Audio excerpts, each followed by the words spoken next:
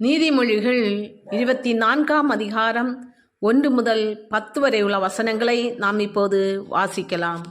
பொல்லாத மனுஷர் மேல் பொறாமை கொள்ளாதே, அவர்களோடே இருக்கவும் விரும்பாதே. அவர்கள் இருதயம் கொடுமையை யோசிக்கும், அவர்கள் உதடுகள் தீவினையை பேசும். வீடு ஞானத்தினாலே கட்டப்பட்டு விவேகத்தினாலே நிலைநிறுத்தப்படும். அறிவினாலே அறைகளில் அருமையும் இனிமையுமான சகலவித பொருள்களும் நிறைந்திருக்கும்.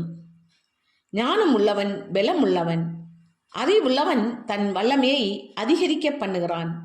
நல் யோசனை செய்து யுத்தம் பண்ணு, ஆலோசனைக்காரர் அநேகரால் ஜெயம் கிடைக்கும். மூடனுக்கு ஞானம் எட்டாத உயரமாயிருக்கும், அவன் நியாயஸ்தலத்தில் தன் வாயை திறவான். தீவினை செய்ய உபாயம் செய்கிறவன் துஷ்டன் எனப்படுவான்.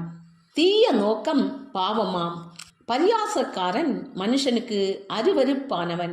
ஆபத்து காலத்தில் நீ சோர்ந்து போவாயானால் உன் பலன் குறுகினது.